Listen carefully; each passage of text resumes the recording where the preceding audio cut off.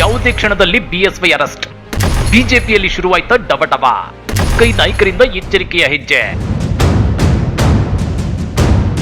ಮಾಜಿ CM BS Yediyurappa ಯಾವುದೇ ಕ್ಷಣದಲ್ಲಿ ಅರೆಸ್ಟ್ ಆಗೋ ಸಾಧ್ಯತೆ ಇದೆಯಾ? ಬಿಎಸ್ವೈ ಮೇಲೆ ಕೇಳಿ ಬಂದಿರೋ ಆರೋಪ, ಈ ಪ್ರಕರಣಕ್ಕಿರೋ ಸೂಕ್ಷ್ಮತೆ ಇದೀಗ ರಾಜ್ಯ ಬಿಜೆಪಿ ವಲಯದಲ್ಲಿ ಕಂಪನ ಸೃಷ್ಟಿ ಮಾಡ್ತಿದ್ಯಾ? ಕಾಂಗ್ರೆಸ್ ನಾಯಕರು ಬಿಎಸ್ವೈ ವಿಚಾರದಲ್ಲಿ ಎಚ್ಚರಿಕೆಯ ಹೆಜ್ಜೆ ಇಟ್ಟಿರೋದಕ್ಕೆ ಗೊತ್ತಾ? ಅದನ್ನ ಡೀಟೇಲ್ ಆಗಿ ತೋರಿಸ್ತೀವಿ. ಆದ್ರೆ ಅದಕ್ಕಿಂತ ಮೊದಲು ನಮ್ಮ ಚಾನಲ್ ಅನ್ನು ಸಬ್ಸ್ಕ್ರೈಬ್ ಮಾಡ್ಕೊಳ್ಳಿ. ಹಾಗೇನೇ ಪಕ್ಕದಲ್ಲಿರೋ ಬೆಲ್ ಬಟನ್ ಅನ್ನು ಪ್ರೆಸ್ ಮಾಡಿ.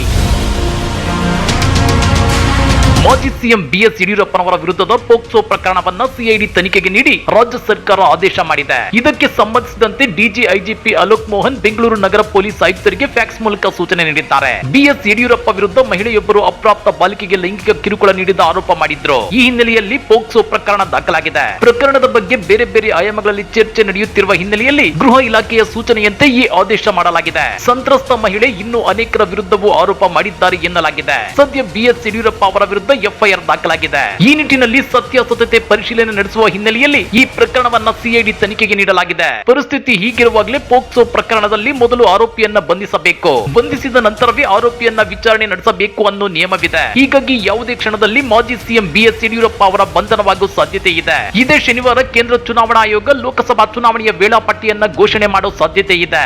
ಇಂಥ ಟೈಮಲ್ಲಿ ರಾಜ್ಯ ಬಿಜೆಪಿಯ ಹಿರಿಯ ನಾಯಕ ಮತ್ತು ಮಾಜಿ ಸಿಎಂ ಬಿಎಸ್ ಯಡಿಯೂರಪ್ಪ ಅರೆಸ್ಟ್ ಆದ್ರೆ ರಾಜ್ಯ ಬಿಜೆಪಿಗೆ ಚುನಾವಣೆಯಲ್ಲಿ ಹಿನ್ನಡೆಯಾಗುವ ಸಾಧ್ಯತೆ ಇರುತ್ತೆ. ಹೀಗಾಗಿ ರಾಜ್ಯ ಬಿಜೆಪಿ ವಲಯದಲ್ಲಿ ಇದೀಗ ಕಂಪನ ಶುರುವಾಗಿದೆ. ಇಲ್ಲಿ ಗಮನಿಸಬೇಕಾದ ಅಂಶ ಏನಂದ್ರೆ, ಬಿಎಸ್ವೈ ಅವರ ಮೇಲೆ ಕೇಳಿ ಬಂದಿರೋದು ಕೇವಲ ಆರೋಪ. ಆದ್ರೆ ಪೋಕ್ಸೋ ಪ್ರಕರಣದಲ್ಲಿ ಆರೋಪ ಕೇಳಿ ಬಂದ್ರು ಮೊದಲು ಆರೋಪಿಯನ್ನ ಬಂಧಿಸಲೇಬೇಕು. ಚಿತ್ರದುರ್ಗದ ಮುರುಘಾ ಶ್ರೀಗಳ ಪ್ರಕರಣದಲ್ಲಿ ಶ್ರೀಗಳನ್ನ ಬಂಧಿಸಿರ್ಲಿಲ್ವಾ? ಆದ್ರೆ ರಾಜಕಾರಣಿಗಳ ವಿಷಯದಲ್ಲಿ ಮಾತ್ರ, ಅದರಲ್ಲೂ ಬಿಜೆಪಿ ಸರ್ಕಾರ ಇರೋ ರಾಜ್ಯಗಳಲ್ಲಿ ಪೋಕ್ಸೋ ಪ್ರಕರಣ ಕೇಳಿ ಬಂದ್ರು ರಾಜಕಾರಣಿಗಳ ಬಂಧನವಾಗಿಲ್ಲ. ಅದಕ್ಕೆ ಬೆಸ್ಟ್ ಎಕ್ಸಾಂಪಲ್ ಭಾರತ ಕುಸ್ತಿ ಫೆಡರೇಷನ್ ಮಾಜಿ ಅಧ್ಯಕ್ಷ ಸಂಸದ ಬ್ರಿಜ್ ಭೂಷಣ್ ಸಿಂಗ್.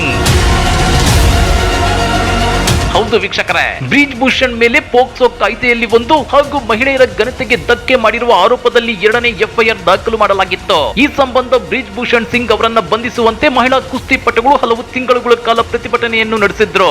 ಆದ್ರೂ ಇವರ ಬಂಧನವಾಗಿರಲಿಲ್ಲ. ಹಾಗಾದ್ರೆ ಪ್ರಧಾನಿ ಮೋದಿ ಅವರು ಹೇಳೋ ಬೇಟಿ ಬಚಾವೋ ಬೇಟಿ ಪಡಾವೋ ಅನ್ನೋ ಮಾತಿಗೆ ಅರ್ಥ ಎಲ್ಲಿದೆ ಅಂತೇಳಿ ಕಾಂಗ್ರೆಸ್ ನಾಯಕರು ಪ್ರಶ್ನಿಸುತ್ತಿದ್ದಾರೆ. ನಿಮ್ಗೆ ಗೊತ್ತಿರಲಿ, ಕಳೆದೊಂದು ವರ್ಷದಿಂದ ಸಂಘರ್ಷ ಪೀಡಿತವಾಗಿರೋ ಮಣಿಪುರದಲ್ಲಿ ಮಹಿಳೆಯರೇ ಹೆಚ್ಚು ಬಲಿಪಶುಗಳಾಗಿದ್ದಾರೆ. ಮಹಿಳೆಯರ ಮೇಲೆ ಹಲ್ಲೆ ನಡೆಸಿ ಬೆತ್ತಲೆ ಮೆರವಣಿಗೆ ನಡೆಸಿದ ವಿಡಿಯೋ ಸಹ ಸಾಮಾಜಿಕ ಜಾಲತಾಣಗಳಲ್ಲಿ ವ್ಯಾಪಕವಾಗಿ ಹರಿದಾಡಿತ್ತು. ಕೇಂದ್ರ ಮತ್ತು ರಾಜ್ಯದಲ್ಲಿ ಬಿಜೆಪಿಯ ಅಧಿಕಾರದಲ್ಲಿದ್ರು ಅಲ್ಲಿಗೆ ಭೇಟಿ ನೀಡಲು ಪ್ರಧಾನಿಗೆ ಏನು ತೊಂದರೆಯಾಗಿತ್ತು ಅಂತೇಳಿ ಕಾಂಗ್ರೆಸ್ ಮುಖಂಡ ಜೈರಾಮ್ ರಮೇಶ್ ಇತ್ತೀಚೆಗೆ ಪ್ರಶ್ನೆ ಮಾಡಿದ್ರು. ಅಷ್ಟೇ ಅಲ್ಲ, ಬಿಜೆಪಿ ಸಂಸದ ಬ್ರಿಜ್ ಭೂಷಣ್ ಸಿಂಗ್ ವಿರುದ್ಧ ಮಹಿಳಾ ಕುಸ್ತಿಪಟುಗಳು ಮಾಡಿದ ಲೈಂಗಿಕ ಆರೋಪದ ಬಗ್ಗೆ ಪ್ರಧಾನಿಯ ಮೌನ ಎದ್ದು ಕಾಣುತ್ತಿದೆ.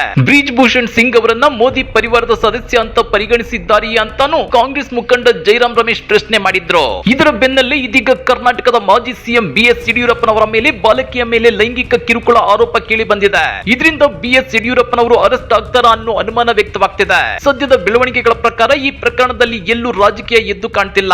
ಮಾಜಿ ಸಿಎಂ ಒಬ್ಬರ ಮೇಲೆ ಲೋಕಸಭಾ ಚುನಾವಣಾ ಹೊಸ್ತಿಲಲ್ಲಿ ಗಂಭೀರ ಆರೋಪ ಕೇಳಿ ಬಂದಿರೋದ್ರಿಂದ ರಾಜ್ಯ ಕಾಂಗ್ರೆಸ್ ಸರ್ಕಾರ ಈ ಪ್ರಕರಣವನ್ನ ಸಿಐಡಿ ತನಿಖೆಗೊಪ್ಪಿಸಿದೆ. ಒಂದೊಮ್ಮೆ ಈ ಪ್ರಕರಣದಲ್ಲಿ ಪ್ರಬಲ ಸಾಕ್ಷ್ಯಾಧಾರ ಸಿಕ್ಕಿದ್ರೆ ಬಿಎಸ್ವೈ ಅವರನ್ನ ಯಾವುದೇ ಕ್ಷಣದಲ್ಲಿ ಬಂಧಿಸೋ ಸಾಧ್ಯತೆ ಇದೆ. ಬಿಎಸ್ ಯಡಿಯೂರಪ್ಪ ಪ್ರಭಾವಿ ವ್ಯಕ್ತಿಯಾಗಿರೋದ್ರಿಂದ ಸಾಕ್ಷ್ಯ ನಾಶ ಮಾಡೋ ಅನುಮಾನವೂ ಇದ್ದೇ ಇರುತ್ತೆ. ಜೊತೆಗೆ ಪೋಕ್ಸೋ ಪ್ರಕರಣವಾಗಿರೋದ್ರಿಂದ ಬಿಎಸ್ವೈ ಬಂಧನ ಸಾಧ್ಯತೆ ಹೆಚ್ಚಾಗಿರುತ್ತೆ. ಆದ್ರೆ ರಾಜ್ಯ ಸರ್ಕಾರ ಈ ಪ್ರಕರಣವನ್ನ ತುಂಬಾ ಎಚ್ಚರಿಕೆಯಿಂದ ಡೀಲ್ ಮಾಡಬೇಕಾಗಿದೆ. ಯಾಕಂದ್ರೆ ಒಂದೊಮ್ಮೆ ಲೋಕಸಭಾ ಚುನಾವಣಾ ಹೊಸ್ತಿಲಲ್ಲಿ ಬಿಎಸ್ವೈ ಬಂಧನವಾದ್ರೆ ಬಿಎಸ್ವೈ ಮತ್ತು ಬಿಜೆಪಿ ಪರ ಅನುಕಂಪದ ಅಲೆ ಸೃಷ್ಟಿಯಾಗೋ ಸಾಧ್ಯತೆ ಇರುತ್ತೆ. ಹೀಗಾಗಿ ಬರೀ ಲಿಂಗಾಯತರಷ್ಟೇ ಅಲ್ಲ, ಇತರೆ ಸಮುದಾಯಗಳು ಕೂಡ ಬಿಜೆಪಿ ಕಡೆ ವಾಲೋ ಸಾಧ್ಯತೆ ಇದೆ. ಇದರಿಂದ ರಾಜ್ಯ ಕಾಂಗ್ರೆಸ್ ಸರ್ಕಾರ ಸಿಐಡಿಗೆ ಫ್ರೀ ಹ್ಯಾಂಡ್ ಕೊಟ್ಟು ನಿಷ್ಪಕ್ಷಪಾತ ತನಿಖೆಗೆ ಸೂಚನೆ ನೀಡಿದೆ. ಒಂದೊಮ್ಮೆ ಪ್ರಬಲ ಸಾಕ್ಷ್ಯಾಧಾರಗಳು ಸಿಕ್ಕರೆ ಬಿಎಸ್ವೈ ಬಂಧನವಾದ್ರೂ ಆಶ್ಚರ್ಯವಿಲ್ಲ. ಹಾಗಾದ್ರೆ ಎಫ್ಐಆರ್ ನಲ್ಲಿ ಏನಿದೆ ಗೊತ್ತಾ? ಅಪ್ರಾಪ್ತೆಯ ಮೇಲೆ ಈ ಹಿಂದೆ ಆಗಿದ್ದ ಅತ್ಯಾಚಾರದ ಬಗ್ಗೆ ಸಹಾಯ ಯಾಚಿಸಲು ಮಗಳು ತಾಯಿ ಬಿಎಸ್ವೈ ಬಳಿ ತೆರಳಿದ್ದಾಗ 9 ನಿಮಿಷಗಳ ಕಾಲ ಮೊದಲು ಮಾತನಾಡಿದ್ದ ಯಡಿಯೂರಪ್ಪನವರು ಆನಂತರ ಅಪ್ರಾಪ್ತೆಯನ್ನ ರೂಮ್ ಒಳಗೆ ಕರೆದುಕೊಂಡು ಹೋಗಿ 5 ನಿಮಿಷಗಳ ಕಾಲ ಲೈಂಗಿಕ ದೌರ್ಜನ್ಯ ಎಸಗಿರೋ ಆರೋಪ ಕೇಳಿ ಬಂದಿದೆ. ಅಪ್ರಾಪ್ತೆಯ ಖಾಸಗಿ ಭಾಗ ಮುಟ್ಟಿರೋ ಬಗ್ಗೆ ದೂರಿನಲ್ಲಿ ಉಲ್ಲೇಖ ಮಾಡಲಾಗಿದೆ. ರೂಮ್ ನಿಂದ ಹೊರಬಂದ ಬಿಎಸ್ ಯಡಿಯೂರಪ್ಪನವರು ಕ್ಷಮೆಯಾಚಿಸಿದ್ದಾರೆ ಅಂತಾನು ಉಲ್ಲೇಖಿಸಲಾಗಿದೆ. ಈ ವಿಚಾರವನ್ನ ಯಾರಿಗೂ ಹೇಳಬಾರದಂತ ಎದುರಿಸಿ ನಮ್ಮನ್ನ ತಡೆದಿದ್ದಾರೆಂದು ದೂರಿನಲ್ಲಿ ತಿಳಿಸಲಾಗಿದೆ. ಇದೆ. ಹೀಗಾಗಿ ಈ ಪ್ರಕರಣದಲ್ಲಿ ಸದ್ಯ ಬಿಎಸ್ವೈ ಆರೋಪಿಯಾಗಿದ್ದು ರಾಜ್ಯದಲ್ಲಿ ಕಾಂಗ್ರೆಸ್ ಸರ್ಕಾರ ಅಧಿಕಾರದಲ್ಲಿದೆ. ಇದರಿಂದ ನಿಷ್ಪಕ್ಷಪಾತವಾಗಿ ಸಿಐಡಿ ತನಿಖೆ ನಡೆಯುತ್ತೆ ಅನ್ನೋ ನಂಬಿಕೆಯೂ ಇದೆ. ಜೊತೆಗೆ ಬಿಎಸ್ವೈ ಮಾಜಿ ಸಿಎಂ ಆಗಿರೋದ್ರಿಂದ ಪ್ರಭಾವಿ ವ್ಯಕ್ತಿಯಾಗಿದ್ದಾರೆ. ತಮ್ಮ ಪ್ರಭಾವ ಬೀರಿ ಸಾಕ್ಷ್ಯ ನಾಶ ಮಾಡೋ ಸಾಧ್ಯತೆಯೂ ಇದೆ. ಹೀಗಾಗಿ ಮೊದಲು ಬಿಎಸ್ ಯಡಿಯೂರಪ್ಪನವರನ್ನ ಬಂಧಿಸಿ ವಿಚಾರಣೆ ನಡೆಸಿದ್ರೆ ಸೂಕ್ತ ಅನ್ನೋ ಮಾತುಗಳು ಕೇಳಿ ಬರ್ತೇವೆ. ಈ ಬಗ್ಗೆ ನೀವೇನಂತೀರಾ? ಕಮೆಂಟ್ ಮಾಡಿ, ವಿಡಿಯೋ ಲೈಕ್ ಮಾಡಿ, ಶೇರ್ ಮಾಡಿ. ಇಂಥ ಮತ್ತಷ್ಟು ರೋಚಕ ರಾಜಕೀಯ ಸುದ್ದಿಗಳನ್ನ ಮಿಸ್ ಮಾಡದೆ ನೋಡಬೇಕು ಅಂದ್ರೆ ನಮ್ಮ ಯೂಟ್ಯೂಬ್ ಚಾನೆಲ್ ಅನ್ನ ಸಬ್ಸ್ಕ್ರೈಬ್ ಮಾಡ್ಕೊಳ್ಳಿ.